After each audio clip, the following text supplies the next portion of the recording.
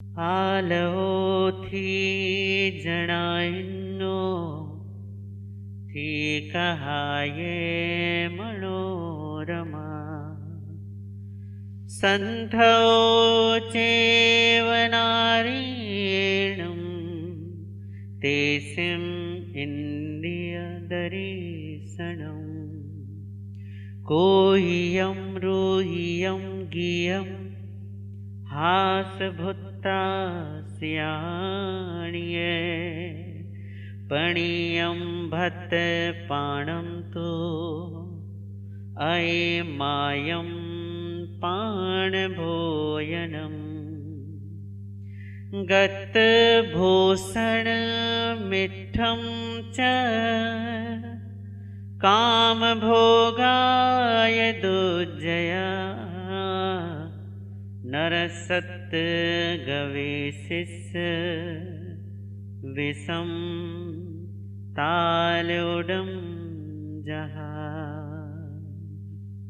विषम ताल उडम जहा।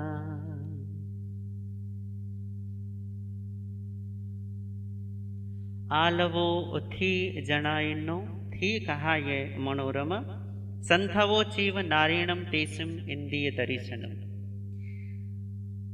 जहाँ अधिक मात्रा में स्त्री या पुरुषों का जहाँ जमावड़ा हो, जहाँ उनका उठना बैठना बोलना चालना जहाँ ज़्यादा हो, वहाँ यदि पुरुष ज़्यादा है तो स्त्री का प्रवेश या स्त्री वहाँ न जाए, वहाँ न रहे, और यदि स्त्रियाँ ज़्यादा हैं तो पुरुष वहाँ ना जाए और ना रहे। और जो मन को लुभाती हैं, जो मन को आकृष्ट करती हैं, ऐसी स्त्रियों की कथा जिसे हम काम कथा कहते हैं, श्रृंगार की कथा कहते हैं, ऐसी कथा नहीं कहनी, ऐसी बातें नहीं करनी, ऐसा वार्तालाप नहीं करना। और स्त्री या पुरुष के साथ अत्यधिक परिचय नहीं करना। जितना जरूरी है उतने से मनाही नहीं है, परंतु परिचय राग में और राग काम में परिवर्तित हो, ऐसा परिचय नहीं करना। और उनकी इंद्रियों को, जो लोग दिखने में सुहावने होते हैं, जिनके चेहरे मोहरे अच्छे हैं, जिनको नाम कर्म की वजह से शरीर अच्छा मिला है, या जिनको पुण्य की प्रकृति से जिनके नयन नक्श सुंदर हैं, तो ऐसे सुंदर नयन नक्श वाला यदि पुरुष है तो स्त्री उसकी तरफ बार बार न देखे, राग भाव से न देखे, और यदि स्त्री है तो पुरुष उसकी तरफ बार बार और राग भाव से न देखे। इन चार व्यवहारिक ब्रह्मचर्य के नियमों के विषय में हमारी कल चर्चा हुई। अब हम अगले चरणों की तरफ, अगले नियमों की तरफ चलते हैं, अगले नियमों की तरफ बढ़ते हैं।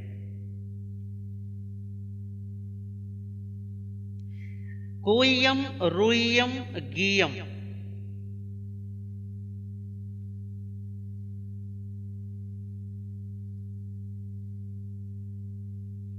उनका पूजन करना, उनका रोना, उनका हंसना और उनका गाना। यदि कहीं उनका हंसना बोलना गाना चल रहा हो तो कान लगा कर नहीं सुने कि यार सुनो तो मैं चल क्या रहा है, बात क्या हो रही है। यदि स्त्रियां आपस में बात कर रही हैं, हंस रही हैं, बोल रही हैं,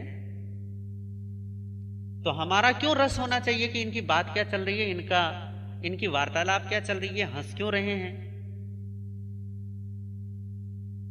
तो कहा कि जहां भी इनके जो जमावड़ा सा लग जाता, कई बार कुछ दोस्त आपस में मिल जाते हैं, बैठ जाते हैं, या कुछ सहेलियां आपस में मिलती हैं तो बैठ जाती, तो बातचीत चलती है।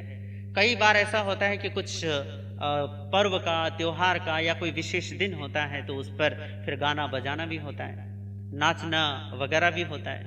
तो कहा जहां ये होता हो वहां जिसे ब्रह्मचर्य का पालन करना है वो व्यक्ति वहां ताका झांकी नहीं करे, वहां छिपकर न सुने कि यार सुनो तो सही इनकी बात चल क्या रही है, सुनो तो सही कि कान में आवाज पड़ी, मधुर आवाज है, अरे यार दो गाने के बोल सुनने में क्या चला जाएगा, तो चलो गाना सुन लेते हैं। कि दो बातें सुनने में क्या चला जाता है, तो चलो दो बातें इनकी सुन लेते हैं। तो परमात्मा कहते हैं कि उनका रोना, हंसना, गाना कुछ भी चल रहा हो, यदि स्त्री कर रही है तो वहां कान लगाकर या वहां ताका झांकी करके सुनने की कोशिश नहीं करे। सामने यदि समक्ष चलता हो, सबके व्यवहार में चलता हो, भजन है, गाने हैं, बहुत सारी चीजें ऐसी चलती हैं, तब की बात अलग है। परंतु सामान्य जीवन में यदि ऐसा चल रहा हो और सामान्य जीवन में भी ताका झांकी की आदत हो या स्त्रियों के प्रति आकर्षण हो, तो फिर ऐसा व्यक्ति फिर ब्रह्मचर्य की आराधना कैसे कर सकता है? बताइए, कर सकता है? चाहे वो स्त्री हो या पुरुष हो, जिसका आकर्षण ही स्त्री या पुरुष में है, तो ऐसा व्यक्ति ब्रह्म आराधन कैसे करेगा? बताइए, संभव है? संभव ही नहीं है। क्यों? क्योंकि आकर्षण ही उसका कहां है? भैया हमारा तो सुबह उठते ही सबसे पहले किस चीज का ख्याल आता है? बताइए, विचार किस चीज का आता है? जब आपकी आंख खुलती है तो ख्याल किन चीजों के, कैसे कैसे विचार होते हैं आपके मन में? बताइए तो सही। क्योंकि जैसे सुबह उठते समय के जैसे विचार होंगे ना, पूरे दिन आपके वैसे ही विचार चलने वाले हैं। जैसे आंख खुलते समय जो विचार आपके होंगे, आंख खुलते ही सबसे पहले मन में जो ख्याल होंगे, जैसा चिंतन होगा, पूरे दिन में वही चलने वाला है, पूरे दिन में वही घूमने वाला है दिमाग में। तो बताइए कि उठते ही सबसे पहले ख्याल किन चीजों के होते हैं? लगता है आप सारे के सारे बुद्ध महापुरुष हो, कोई ख्याल ही नहीं होता है। बिजनेस की और नवकार मंत्र वगैरह, तो इसका मतलब पूरे दिन नवकार मंत्र चलता है। फिर मुझे तो ऐसा लगता, मुझे तो चाय की याद आती है सुबह सुबह। हाँ, आप बताओ, चाय की याद आती नहीं आती? ग्रीन टी, आजकल ग्रीन टी का जमाना है, चाय कॉफी, उठते ही चाय, उठते ही बस नमकीन, और उठते ही वो अखबार, उठते ही ये सारी चीजें हमें क्या है, हमारे दिमाग में घूमती हैं। संसार हमारे दिमाग में उठते ही सबसे पहले संसार चलता है। बहुत सौभाग्यशाली लोग होते हैं जो अपनी इस परंपरा को बनाए रखें। परंपरा का मतलब कि जो उठते ही परमात्मा का नाम लेते हैं, उठते ही परमात्मा का स्मरण करते हैं, अपने की दिन की शुरुआत में नवकार मंत्र से, लोग से, नमोथुणम से, भक्तामर से या किसी भी प्रकार की प्रार्थना से करते हैं। जो थोड़ी देर ये अपने मन में भाव रखते हैं कि भैया अगर हमारी दिन की शुरुआत हो तो जो उत्कृष्ट से उत्कृष्ट विचार हो सकता है वो क्या हो सकता है? परमात्मा का ही हो सकता है ना। जो सर्वश्रेष्ठ विचार हो सकता है वो क्या हो सकता है? बताइए, परमात्मा का ही हो सकता है। तो हम यदि विचार करना ही है तो भैया सर्वश्रेष्ठ का करेंगे, सर्वश्रेष्ठ से शुरुआत करेंगे। पर कितने लोग हैं ऐसे जो सर्वश्रेष्ठ से शुरुआत करते हैं? हैं? कितने लोग हैं जिनकी दिन प्रार्थनाओं से शुरुआत होती है, जिनकी दिन की आरंभ ही आपकी प्रार्थनाओं से होता है कि हाँ भैया प्रार्थना करेंगे, और आप करते नहीं हो, आप जीते ही नहीं हो। सबसे पहले देह का ख्याल आता है, विचार ही देह से शुरू होते हैं, पूरे दिन देह में जीते हैं, और शाम को जब सोते हैं तो देह में रहकर ही सो चले जाते हैं। और ये बात ये है कि पूरा जीवन इसी देह भाव में ही चला जाता है। मैं शरीर हूं और शरीर से संबंधित सारी चीजों में, सारे विचारों में ही पूरा जीवन चला जाता है। देह से परे आत्मा की कोई खबर हमें नहीं लगती। कारण क्या है? कारण यही है, अपने दिनचर्या को देखो कि तुम्हारी दिनचर्या में आत्मा की कोई जगह है भी या नहीं है, आत्मा के लिए कोई स्थान है भी या नहीं, बना रखा है आत्मा के लिए कोई जगह? बताइए तो सही। या नाना धोना, खाना पीना, घूमना फिरना और बस हो गया? आत्मा के लिए स्थान रखा है कि हाँ ये सेपरेट जगह है, इसमें कभी संसार को शामिल नहीं करेंगे। गजब तो ये होता है कि आप संसार में तो संसार को जीते ही जीते हो, धर्म के क्षेत्र में भी जब आते हो, सामयिक संवर करने भी बैठते हो, तो वहां पर भी संसार के ख्याल चलते हैं। तो आत्मा के लिए जगह कहाँ है? आत्मभाव के लिए जगह कहाँ है? और फिर हम कहते हैं कि महाराज जमाना बिगड़ गया। जमाना नहीं बिगड़ा, आदमी खुद बिगड़ गया है। और जैसे कहते हैं ना कि जैसी दृष्टि वैसी, बताओ, वैसी सृष्टि। और हमें तो हमारे अलावा पूरी दुनिया बिगड़ी हुई नजर आती है। कारण क्या है? क्योंकि तुम्हारी नजर ही खराब हो गई है। और व्यक्ति यदि सुधर जाए तो जमाना सुधरेगा। पर बात यह है कि सुधार तो तब होगा ना जब आप अपनी पहचान बदल दें। पहचान बदलें, कैसे पहचान बदलें? क्या शरीर की पहचान बदलोगे, या अपना नाम बदलोगे, या अपना घर बदलोगे? क्या बदलना चाहते हो? कपड़े तो रोज बदलते ही हो वैसे, तो और क्या बदलना चाहते हो? बताइए। लोगों को बदलना चाहते हो, कपड़े बदलना चाहते हो, घर बार दुकान व्यापार, भैया इस काम धंधे में सफलता नहीं मिली, चलो दूसरा काम कर लो। यही बदलते रहोगे या कभी अपनी पहचान भी बदलोगे? आपकी अपनी एक पहचान है और उसको पक्का मजबूत पकड़ के बैठ जाते हैं, बचपन से लेकर बुढ़ापे तक, और जब तक मर नहीं जाते ना, खप नहीं जाता आदमी, जब तक राख नहीं बन जाता, तब तक एक ही विचार उसको पिलाया जाता है, या तो तू पुरुष है या तू स्त्री है। बताओ है या नहीं है? कभी आपने इस पुरुष या स्त्री के विचार से ऊपर उठने की कोशिश की कि भैया मैं स्त्री नहीं हूं और मैं पुरुष नहीं हूं, मैं केवल और केवल एक शुद्ध अस्तित्व हूं जिसका अपना आना है, थोड़ी दिनों के लिए रहना है और उसके बाद यहां से चले जाना है? कभी ख्याल आता है? कभी विचार होता है इस चीज का कि मैं पुरुष नहीं, मैं स्त्री नहीं? बताइए। या इसी चीज का ख्याल रहता है सुबह से लेकर शाम तक, शाम से लेकर सुबह तक? है या नहीं? और जो व्यक्ति सुबह शाम दिन रात खाते पीते उठते बैठते चलते फिरते सोते जागते बोलते चुप रहते, जिसके मन में एक ही ख्याल पक्का बैठ गया हो कि मैं या तो स्त्री हूं या मैं पुरुष हूं, वो व्यक्ति ब्रह्मचर्य की आराधना नहीं कर सकता, कर ही नहीं सकता। क्यों? क्योंकि पहचान ही गलत बना दी आपने। मैं ये नहीं कह रहा हूं कि स्त्री पुरुष के व्यवहारों को छोड़ दो, बात वो नहीं है। बात सिर्फ ये है कि क्या कभी विचार, कभी चिंतन करते हो इन चीजों का? प्रवचन तो सुन लेते हो, सामायिक भी कर लेते हो, आप सालों सालों से कर ही रहे हो सामायिक। कितने कितने साल हो गए सामायिक करते हुए बताइए? किसी को 10 साल, किसी को 15 साल, किसी को 20 साल हो ही गए हैं। आप में से बताइए कि कितने लोगों को यह विचार आता है कि मैं पुरुष नहीं हूं, मैं ये देह नहीं हूं? प्रवचन सुनते ही चलो इतने साल हो गए। कितने लोगों को विचार आता है, ख्याल आता है कि हम देह नहीं हैं, हम केवल शुद्ध आत्मा हैं? कितने लोगों को ख्याल आता है बताइए?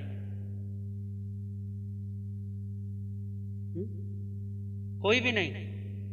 ये दोनों के लिए ना शर्म की बात है, हमारे लिए भी और आपके लिए भी। हमारे लिए इसलिए क्योंकि भैया इतना सुनाया फिर भी तुमको कुछ समझ ना आया, और तुम्हारे लिए इसलिए क्योंकि इतना सुना और फिर भी कुछ समझे नहीं। है महावीर का धर्म किस चीज का धर्म है? इन कपड़ों का धर्म है जो तुम रोज बदल कर आ जाते हो, यहाँ पर पट्टा मुंह पर बांध लिया, आसन पट्टी बिछा दी, ये चीज के लिए धर्म है। इसके लिए है महावीर का धर्म। महावीर का धर्म है कि तुम भेद विज्ञान साधो। भेद विज्ञान का मतलब है जहां हो वहां से आगे बढ़ने की कोशिश करो, वहां से ऊपर उठ जाओ, वहां से परे हो जाओ। कमल के फूल के बारे में समझाया था ना, बिल्कुल वैसे ही रहो, चाहे कहीं भी, परंतु उस देश के होकर ना रहो। अपने मन को परमात्मा का बनाकर रखो, यही ब्रह्मचर्य की आराधना है। मन को संसार का आराधक बना दोगे, संसार का उपासक बना दोगे, संसार का प्रेमी बना दोगे, मतलब कि देह, घर, परिवार, बेटा बेटी, बाप माँ, पति पत्नी, ये वो 1000 तरीके के लफड़े इस मन को समझा देते हो, इस मन को पकड़ा देते हो, और मन पूरा जीवन इन्हीं की परिक्रमा करता रहता है। कभी सत्य की, परमात्मा की, धर्म की परिक्रमा नहीं करता। सुबह आंख खुलते ही संसार की याद, और जब सोते हैं तो हाय हाय संसार की ही मची रहती है। कैसा जीवन है ये मन है कैसा हमारा, जो संसार के अलावा और किसी चीज का चिंतन ही नहीं करता। यदि चाहते हो कि जीवन में थोड़ी तेजस्विता आए, थोड़ा प्रकाश आए, तो उसके लिए यह जरूरी है कि अपने दिन का आरंभ ब्रह्मबोध से करें, अपनी शुरुआत आत्मबोध से करें, अपनी पहचान से करें। उसके लिए ज्यादा से ज्यादा वक्त दें। पूरे दिन नहीं दे सकते तो सुबह शाम दें, सुबह शाम नहीं दे सकते तो उठते ही दें, परंतु दें जरूर। कि हम शरीर नहीं है, शरीर से परे की सत्ता है। क्या है पता चलेगा, किसी ना किसी दिन नियति में होगा तो खबर पड़ जाएगी। परंतु भैया पुरुषार्थ भी तो कुछ होता है या नहीं होता? होता है या नहीं होता? होता है ना। एक आदमी, ये चलो मेरे पास खेत तो है ही, अपने आप ही खेती होती रहेगी। कहां से भैया? बीज नहीं बोएगा, हल नहीं चलाएगा, पानी नहीं देगा, खाद नहीं देगा तो बीज कैसे होगा? बताओ। बिना बीज के, बिना खाद पानी के किसकी खेती होती है? देखिए किसी की खेती होती हुए? नहीं होती ना। साधना के लिए भी वक्त देना चाहिए, प्रार्थना के लिए वक्त देना चाहिए। अगर ब्रह्मचर्य का आराधक बनना है तो उसके लिए आरंभ ब्रह्मबोध से होना चाहिए कि हम देह नहीं हैं, हम स्त्री और पुरुष नहीं हैं। व्यवहार के लिए आप स्त्री भी हैं, आप पुरुष भी हैं, पर सत्य यह है कि आप पुरुष नहीं हैं और आप स्त्री नहीं हैं। जैसे रोज कपड़े बदल दिए जाते हैं, ऐसे हर एक जन्म में ये शरीर भी क्या हो जाता है? बदल दिया जाता है। हाँ, बस ये है कि कपड़े आप रोज बदलते हो तो इसलिए पता चलता है कि रोज कपड़े बदल रहे हैं। शरीर जब बदलता है तो बीच में कुछ ऐसी घटनाएं घट जाती हैं कि आपको पता ही नहीं चलता कि हमने पूर्व जन्म में कौन सा शरीर था, इस जन्म में है, अगले जन्म में कौन सा होगा हमें नहीं खबर पड़ती। पर ब्रह्मबोध में जीने वाला व्यक्ति वही ब्रह्मचर्य की आराधना कर सकता है। तो शुरुआत करें कि मैं कौन हूं, मैं देह नहीं हूं, मैं इससे परे की सत्ता हूं। तो ये वही करेगा जिसको आकर्षण न होगा, जिसके मन में अभी यही देह का, घर का, परिवार का, संसार का, जिसके मन में यही अट्रैक्शन लगा हुआ है, यही आकर्षण फंसा हुआ है, यही बस कि भैया बस यही एक ही सत्य में जो उलझ गया। ऐसा नहीं कि संसार सत्य नहीं है, संसार भी सत्य है, पर जिसका यही इसी सत्य में जो उलझ गया, वो आगे कहा कि ऐसे व्यक्तियों के लिए ब्रह्मचर्य की आराधना नहीं। जो करना चाहते हैं उनको ये आकर्षण तोड़ना होगा, जो इस आकर्षण को तोड़ेंगे वही इस आराधना को कर पाएंगे। अगला जो है वो है जो पूर्व में भोग रखे हैं उन भोगों का स्मरण नहीं करना। जो हमने पूर्व में भोग लिए, बैठे बैठे उनकी जुगाली नहीं करना। लोगों की हालात पशुओं से भी बुरी है। आप देखो कि पशु जो होते हैं उनका अपना एक समय आता है, एक पीरियड चलता है, काम वासना का चलता है या नहीं चलता?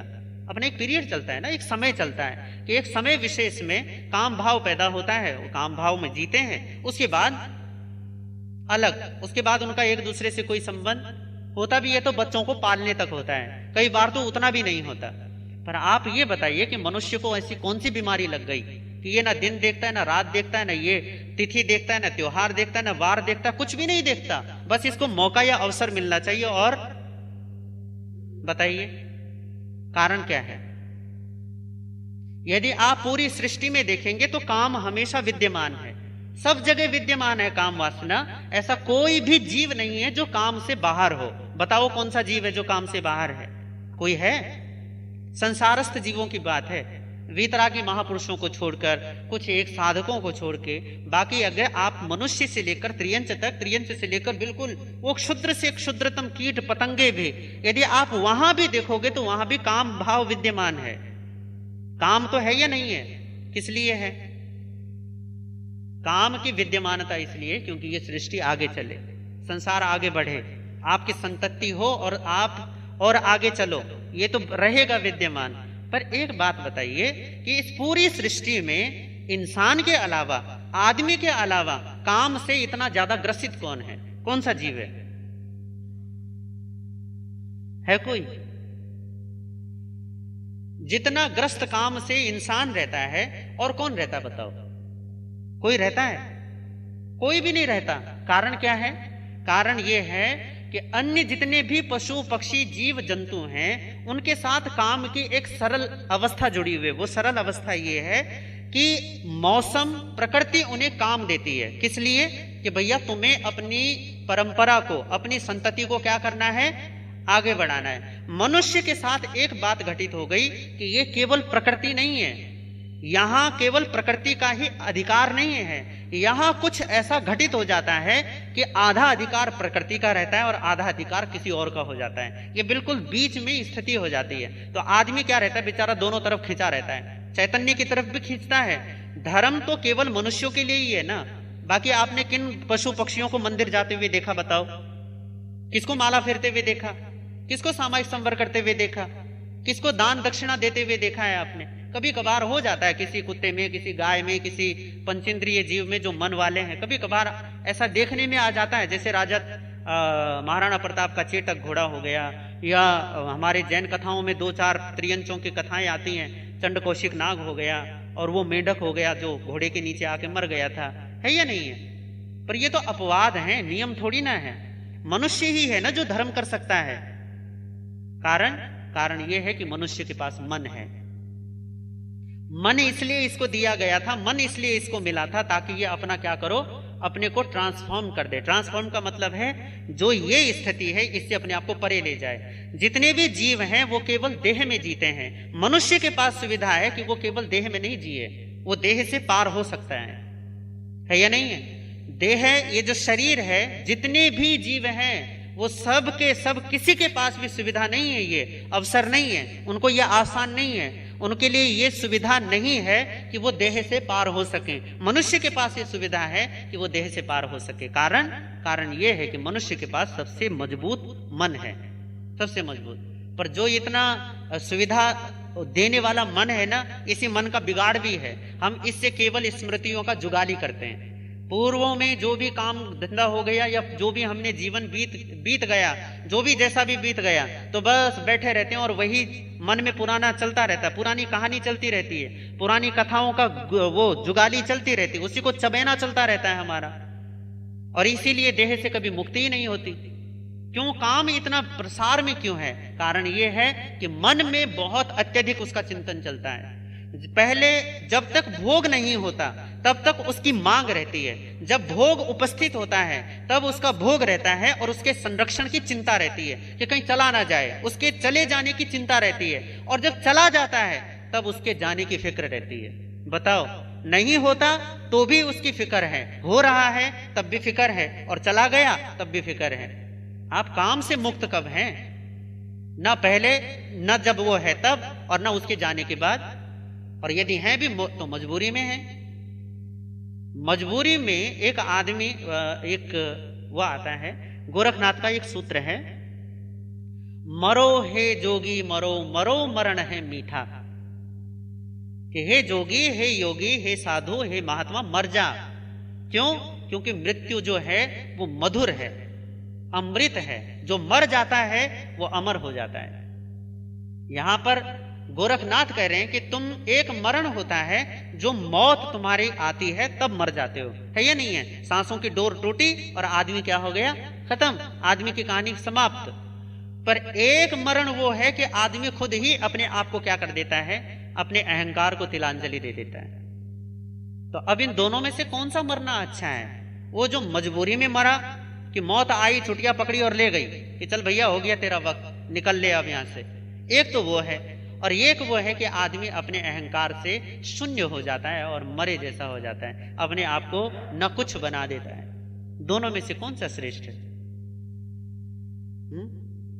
जो अपनी स्वतंत्रता से है या नहीं है?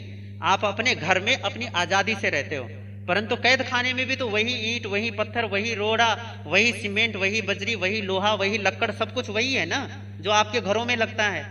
यूं तो है नहीं कि आपके घर की रेत कुछ और तरीके की है और कैद खाने की रेत कुछ और तरीके की है, ऐसा तो नहीं है ना। पर कैद खाने में व्यक्ति दुखी होता है और अपने घर में सुखी होता है। कारण, दीवारें तो घर में भी होती हैं और कैद खाने में भी होती हैं। कारण यह है कि एक जगह आप अपनी मर्जी से हो और दूसरी जगह आप अपनी मर्जी से नहीं हो, वहां आप किसी और की मर्जी से हो। तो ये बताइए कि काम को मजबूरी से त्यागना चाहते हो या स्वेच्छा से छोड़ना चाहते हो? स्वेच्छा से। स्वेच्छा से तभी छूट सकता है जब चिंतन कम हो, इसके बारे में अत्यधिक सोचना विचारना थोड़ा कम हो जाए। जब देखो 24 घंटे इसी के विचार चल रहे हैं तो इससे मुक्ति नहीं हो सकती। मुक्ति तभी हो सकती है जब हम इस पर अत्यधिक विचार चिंतन करना बंद कर दें। तो परमात्मा यही कहते हैं कि जो पूर्व भोग हैं उनकी स्मृति मत करो। बैठे बैठे जुगाली मत करते रहो कि अरे यार वहां घूमे थे, वहां खाया था, वहां पिए थे, ऐसे हाथों में हाथ डाल के घुमा करते थे। ओ जवानी के दिन भी क्या दिन थे ना, बाल हमारे काले थे, चेहरे पर लाली थी, शरीर में ताकत थी, हा, क्या दिन थे। गोल्डन डेज हमेशा होते हैं, हर लोगों के जीवन में होते हैं, चाहे कितने भी सुहाने दिन क्यों ना हो, परंतु वर्तमान को छोड़ो मत। वर्तमान को अपने हाथ से मत जाने दो, उसको पकड़े रखो। जितना आप वर्तमान का जीवन जिएंगे अतीत से उतना छुटकारा होता चला जाएगा। और परमात्मा कहते हैं कि अतीत से छुटकारा मिला तो समझ लो कि ब्रह्म की तरफ तुम्हारे कदम बढ़ने चालू हो जाएंगे, आत्मा की तरफ गति होनी आरंभ हो जाएगी। तो यही बात है कि पूर्व भोगों का स्मरण ना करे। अगला एक सूत्र और लेंगे फिर मैं बात समाप्त करूंगा बिल्कुल संक्षेप में। वो है कि प्रणीत भोजन बार बार न करे। प्रणीत भोजन बार बार न करे। प्रणीत भोजन का मतलब है जिसमें दूध, दही, घी, तला भुना, नमकीन, मिर्च, मसाले अत्यधिक मात्रा में डलते हैं, उन भोजन का बार बार क्या नहीं करना? सेवन नहीं करना, बार बार नहीं करना।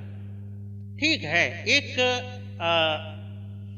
अपने देह को टिकाने के लिए जितना जरूरी है उतना आप लेते हैं, चाहे वो दूध है, दही है, घी है, मक्खन है, कुछ भी है, चाहे भोजन भी किसी भी प्रकार का है, जितना आपकी भूख है और उस भूख के अकॉर्डिंग जितना आपके शरीर के लिए जरूरी है उतना यदि आप लेते हैं तो इसके लिए परमात्मा ने कहीं मनाही नहीं की है। परंतु ये है कि सुबह भी वही, दोपहर में भी वही, शाम को भी वही है या नहीं। और आजकल तो वीगन एक नया आंदोलन चल पड़ा है, वीगन वालों का। वीगन सुना है आप लोगों ने उनके बारे में, है या नहीं है? वो तो कहते हैं कि भैया इसकी जरूरत ही क्या है, आपको गाय या भैंस या किसी भी जानवर के दूध की आवश्यकता क्या है, क्यों उनके मक्खन और घी की जरूरत क्या है आपको, क्यों? क्योंकि प्रकृति से, वनस्पति से आपको इतनी सारी चीजें मिल जाती हैं कि वो सारी जरूरत आपकी पूरी हो जाती है। पर चलो फिर भी मान लेते हैं कि एक बच्चा है तो बच्चे जब तक लगभग 14, 15, 16 साल का ना हो जाए तब तक उसको दूध पिलाया जा सकता है, क्योंकि हड्डियों का क्या होता है, विकास होता है। तो तब तक कैल्शियम की जरूरत के लिए चलो ठीक है, उसको पिला दो। परंतु एक समय के बाद यदि वो बड़ा हो गया और फिर भी आप जबरदस्ती उसको पिलाए जा रहे हो, घोटे जा रहे हो, तो भैया फिर क्या है, फिर गड़बड़ी है। स्वयं के साथ भी ऐसा ही है। हमारा शरीर हमारे मन का गुलाम है। आप सोचते हो कि दूध छोड़ने से कमजोरी आ जाएगी, तो निश्चित तौर पर आएगी और दूसरे दिन चक्कर आने लग जाएंगे, ये पक्की बात है। पर यदि आपको पता है कि ये शरीर मन के अकॉर्डिंग चलने वाला है, छोड़ भी देंगे तो भी कोई फर्क नहीं पड़ने वाला है, तो आप देखेंगे कि नहीं पड़ेगा फर्क। पर ठीक है, उसकी बात नहीं है। बात सिर्फ इतनी सी है कि इनका बार बार पुनः पुनः, बस जब भी भोजन करो तभी ये चीज होनी ही चाहिए। सुबह दूध होना चाहिए, दोपहर में दही होनी चाहिए, शाम को मक्खन होना चाहिए, तो भैया फिर आप काम भाव से मुक्त नहीं हो सकते, बिल्कुल भी मुक्ति नहीं हो सकती। कारण, इसके कुछ कारण हैं। पहली बात तो यह है कि जिस पशु से आपने वो लिया है उस पशु के गुण भी आप में प्रकट होने आरंभ हो जाएंगे। और दूसरा ये है क्योंकि इनका जो प्रोटीन होता है वो टूटता नहीं है, वो क्या बोलते हैं, जैसे धागा होता है ना, लंबा धागा, वो धागे जैसे लंबे बने रहते हैं, उनका टूटना क्या नहीं। बाकी प्रोटीन का जब शरीर में जाता है तो उसका टूटना क्या है, जरूरी है। जब वो एक साथ जाता है तो उसका छिन्न भिन्न होना जरूरी है। दूध दही का जो प्रोटीन होता है वो टूटता नहीं है, वो धागे जैसा बना रहता है। तो उसका क्या होगा, उसकी वजह से फैट बढ़ेगा। जितनी चर्बी बढ़ेगी उतनी काम वासना सताएगी, तो जितनी चर्बी बढ़ाओगे उतनी काम वासना सताने वाली है। और चर्बी बढ़ेगी किससे, दूध दही वगैरह जितना ज्यादा खाओगे उतना और बढ़ेगा। तो इसलिए परमात्मा कहते हैं कि बार बार प्रणीत भोजन का सेवन नहीं करना, बार बार नहीं, कि जितना जरूरी है उतना कर लो। पर यह नहीं कि सुबह भी, दोपहर भी, शाम भी, जब मौका मिले तभी यही खाए जा रहे हैं, यही चला जा रहा है जीवन में। तो परमात्मा ने कहा है कि ऐसा नहीं, जितना कम से कम हो सके, जितना आवश्यक उतना हो, अनावश्यक न हो, अनावश्यक नहीं हो। यदि ऐसा होता है तो ये व्यवहारिक नियम है, पहले याद रखना, ये सारे व्यवहारिक नियम हैं। इन व्यवहारिक नियमों को यदि आप परिपूर्णता से या इनकी अपनी सुविधा से, अपने बल के अनुसार यदि पालते हैं तो निश्चित तौर पर आपकी गति श्रेष्ठता की ओर होती है, ब्रह्म की ओर होती है। इन्हीं भावनाओं के साथ ओम शांति।